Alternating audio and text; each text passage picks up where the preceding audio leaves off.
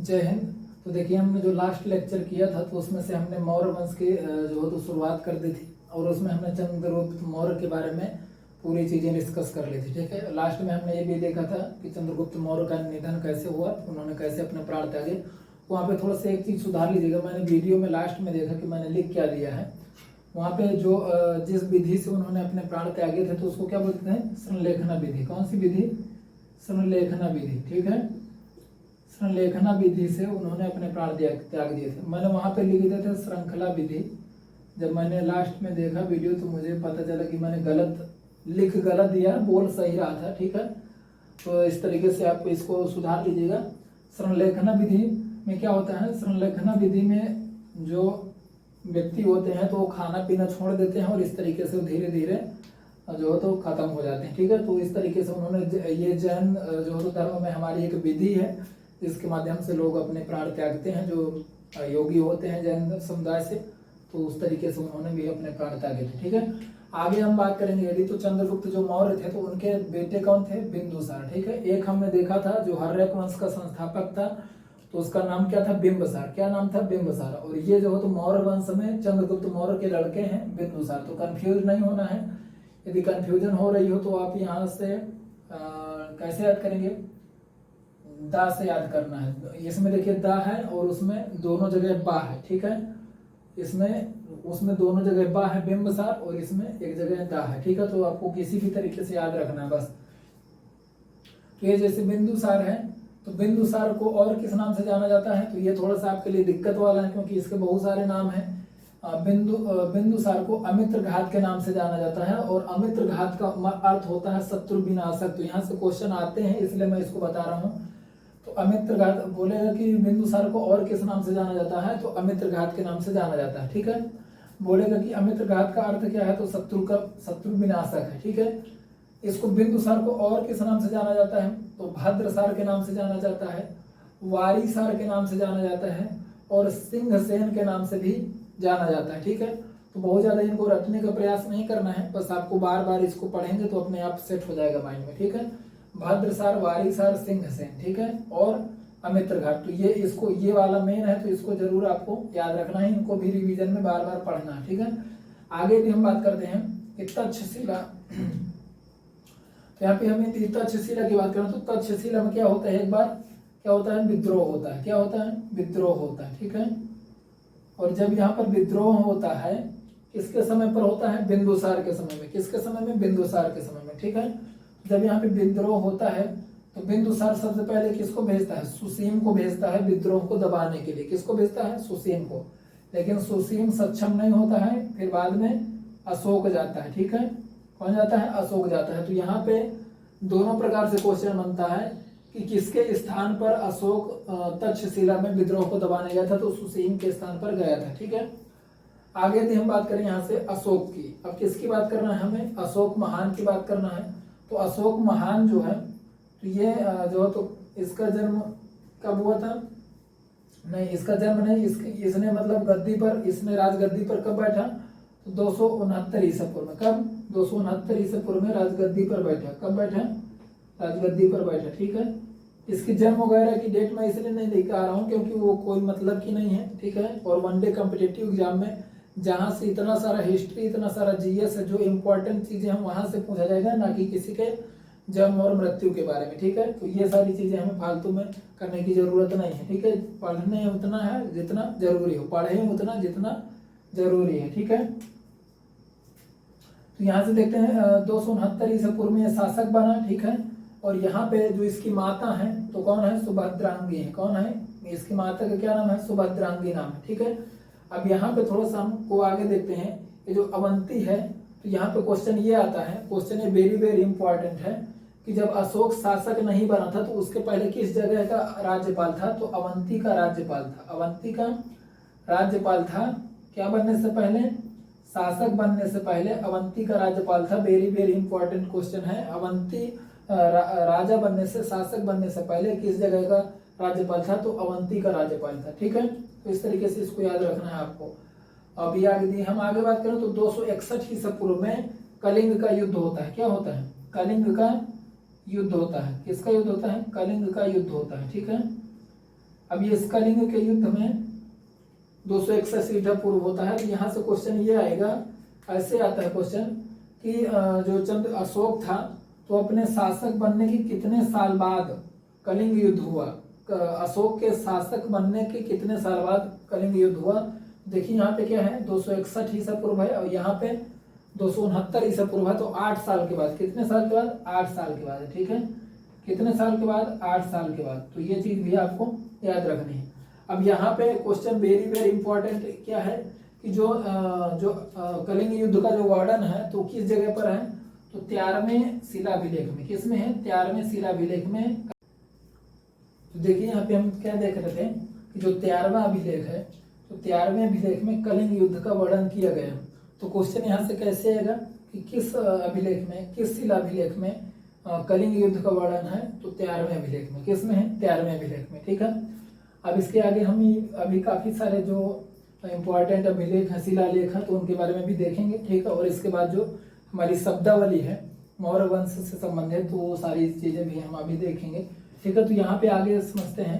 पहले जो प्रारंभ में माना जाता है कि जो अशोक था, प्रारंभ में किस धर्म का जो तो किस धर्म को मानता था, तो ये मानते थे किस धर्म को, शैव धर्म को। ठीक है, ये मान्यता है कि ये प्रारंभ में शैव धर्म को मानते थे। ठीक है, इसके बाद यदि हम देखें तो एक निग्रोध नाम के कौन हुए, संत हुए, जिनसे इन्होंने क्या सुना, बौद्ध धर्म के बारे में। किसके बारे में, बौद्ध धर्म के इन्होंने चीजों में सुना, बौद्ध धर्म की चीजों को सुना, यानी उनके वचन सुने। ठीक है, बौद्ध धर्म के लिए। ठीक है, अब इसके बाद जब ये निग्रोध के वचन सुनते हैं तो ये निग्रोध के वचन सुन करके बौद्ध धर्म की ओर आकर्षित होते हैं और इसके बाद फिर उपगुप्त से बौद्ध धर्म की क्या लेते हैं, दीक्षा लेते हैं। उपगुप्त से बौद्ध धर्म की दीक्षा लेते हैं। ठीक है, तो ये चीज आपको याद रखना है। तो क्वेश्चन यहाँ से कैसे आएगा, क्वेश्चन यहाँ से ऐसे आएगा कि जो अशोक थे, अशोक जो थे, तो उन्होंने बौद्ध धर्म की दीक्षा किससे ली, तो उपगुप्त से ली। किससे ली, उपगुप्त से ली। ठीक है, तो ये चीज आपको याद रखना है। अब यहाँ पे यदि हम आगे बात करें तो ये जो महेंद्र और संघमित्रा हैं, तो ये इनके पुत्र और पुत्री हैं, महेंद्र और संघमित्रा। तो इनको उन्होंने कहाँ पर भेजा, श्रीलंका पर भेजा बौद्ध धर्म के प्रचार प्रसार के लिए। ठीक है, कहाँ पर भेजा, श्रीलंका भेजा बौद्ध धर्म के प्रचार प्रसार के लिए। ठीक है, तो यहाँ से क्वेश्चन सीधे से आएगा कि बौद्ध धर्म के प्रचार प्रसार के लिए अशोक ने किन्हें श्रीलंका भेजा था, तो महेंद्र और संघमित्रा को श्रीलंका भेजा था। ठीक है, इस तरीके से आपको याद रखना है यहाँ पे। ठीक है, अब यहाँ पे जो बताया जाता है कि अशोक को शिलालेख लिखवाने के लिए पहला शासक माना जाता है। क्या माना जाता है, प्रथम शासक। ऐसा माना जाता है कि शिलालेख लिखवाने वाले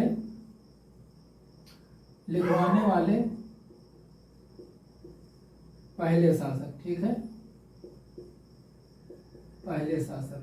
ठीक है, बीच बीच में मुझे लगता है कुत्ते डिस्टर्ब कर रहे हैं, तो मैं थोड़ा सा वीडियो को पॉज कर देता हूं।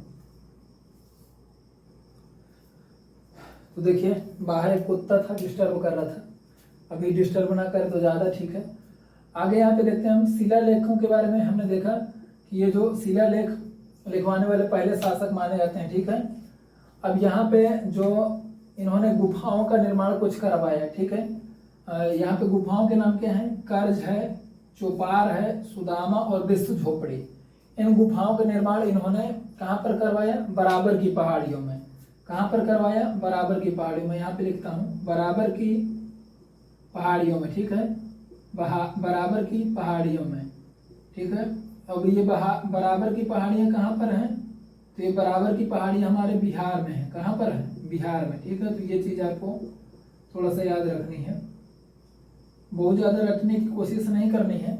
यदि ये कभी ऑब्जेक्टिव में आता है तो इसको आप आसानी से कर पाएंगे। ठीक है, बस रिवीजन की बार बार जरूरत पड़ेगी। ठीक है, यहाँ पे यदि हम ये बात करें कि इन्होंने किन किन भाषाओं में जो तो अपने अभिलेख लिखवाए थे, तो ब्राह्मी में, खरोष्टी में, ग्रीक में और अरमाइक में। ठीक है, किस किस में, ब्राह्मी में, खरोष्टी में, ग्रीक में और अरमाइक में। ठीक है, यहाँ से मेन बहुत इंपॉर्टेंट क्वेश्चन ये आता है, ये वाला, कि जो तो अशोक के अभिलेखों को सबसे पहले पढ़ने में सफलता किसको हासिल हुई, तो जेम्स प्रिंसेप को। ठीक है, किसको सफलता हासिल हुई थी, जेम्स प्रिंसेप को अशोक के अभिलेखों को पढ़ने में सफलता हासिल हुई थी उसको जेम्स प्रिंसेप को। ठीक है, तो ये वेरी इंपॉर्टेंट है और यहाँ से ये वेरी इंपॉर्टेंट है। मैं लिखता भी जाऊंगा जहाँ जहाँ से क्वेश्चन सबसे ज्यादा आते हैं। और ये अवंती का राज्यपाल जब पहले था तो वो, और ये कलिंग युद्ध, ठीक है। और इसके अलावा ये 13वां शिलाभिलेख में इसका जो तो ये वर्णन मिला कि यहाँ पर कलिंग युद्ध हुआ। ठीक है, और यहाँ से आपको क्या याद रखना है, बस ये अशोक से इतना इंपॉर्टेंट है। ठीक है, यदि हम आगे बात करें, अभी कुछ चीजें और इंपॉर्टेंट है जिसको हम अभी आगे देखेंगे, लेकिन मैं इंपॉर्टेंट लिखता चलूंगा।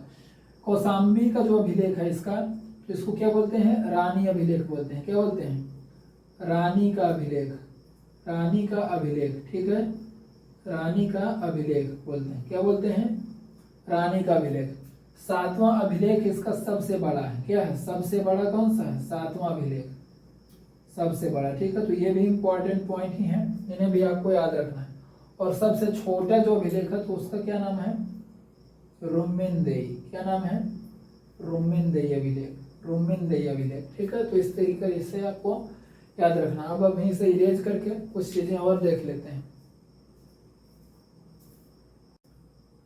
तो देखिए यहाँ पे आगे यदि हम अभिलेखों की बात करें, शिलालेखों की बात करें, ठीक है, तो इसने कितने शिलालेख करवाए थे, 14। कितने करवाए थे, 14। तो ये आपको याद रखना है।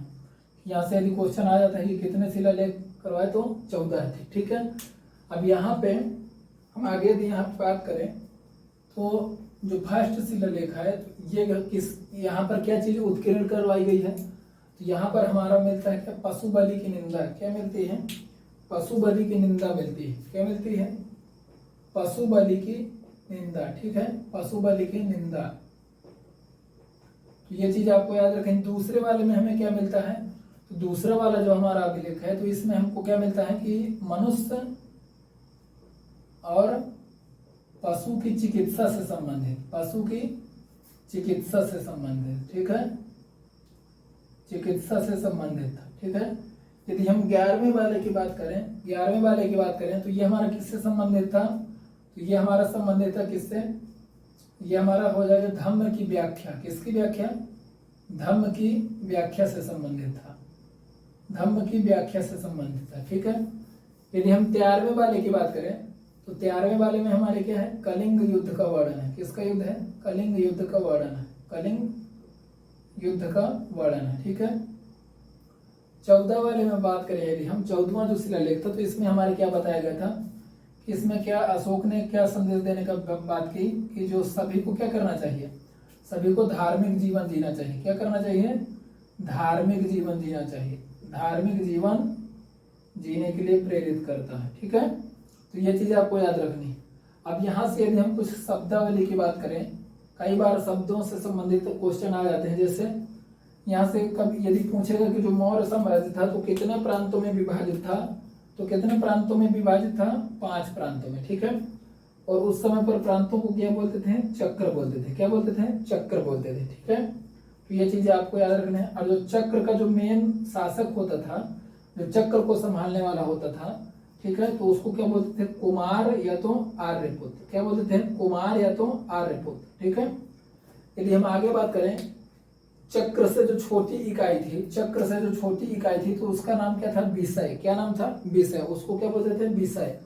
और जो विषय का शासन प्रशासन संभालता था, जो विषय का प्रमुख होता था, तो उसे क्या बोलते थे, विषपति। क्या बोलते थे, विषयपति बोलते थे। ठीक है, यदि हम आगे बात करें, जो गुप्तचर होते थे, जो गुप्तचर होते थे, तो उनको क्या बोलते थे, गूढ़ पुरुष। क्या बोलते थे, गूढ़ पुरुष बोलते थे। क्या बोलते थे, गूढ़ पुरुष बोलते थे। ठीक है, जो सरकारी भूमि होती थी, सरकारी भूमि यानी राजा की भूमि जो होती थी, तो उसको क्या बोलते थे, सीता भूमि बोलते थे। क्या बोलते थे, सीता भूमि बोलते थे। क्या बोलते थे, सीता भूमि। ठीक है, और जिस जमीन में, जिस भूमि में हमको बिना वर्षा के, ऐसी जमीन जिसमें वर्षा बहुत कम होती थी लेकिन फिर भी अच्छी फसल देती थी, क्या देती थी, अच्छी फसल, उसको क्या बोलते थे, अदेव मात्रक। क्या बोलते थे, अदेव मात्रक। अर्थ, इसका अर्थ यह होगा कि बिना दिया हुआ, है ना, अदेव मात्रक। ठीक है, इस तरीके से, मतलब पानी नहीं दिया तब भी वो क्या होती है, अच्छी फसल देती है। अंतिम शासक की यदि हम बात करें, तो इसका जो मौर्य वंश का जो अंतिम शासक था, तो कौन था, बृहदत्त था। कौन था, बृहदत्त था। कब खत्म हुआ ये, 185 ईसा पूर्व में, ठीक है। और किसने इसको टपकाया, तो इसको टपकाया पुष्यमित्र शुंग ने, ठीक है। किसने टपकाया, पुष्यमित्र शुंग ने, ठीक है। और इसको खत्म करके फिर इसने किसकी स्थापना की, शुंग वंश की स्थापना की। किसकी स्थापना की, शुंग वंश की स्थापना की, ठीक है। पुष्यमित्र शुंग ने बृहदत्त को खत्म करके शुंग वंश की स्थापना की, ठीक है। और यहाँ से हमारे चालू होते हैं ब्राह्मण वंश, ठीक है, क्योंकि ये जो पुष्यमित्र शुंग है तो ये ब्राह्मण वंश है, ठीक है। तो इस तरीके से ये आज हमारा मौर्य वंश पूरा कंप्लीट खत्म हो गया। अब इसके बाद हम जो हो तो कल देखेंगे शुंग वंश के बारे में और इसके आगे काफी सारी चीजें डिस्कस करेंगे। तो आज के लिए इतना ही रखते हैं। जय हिंद।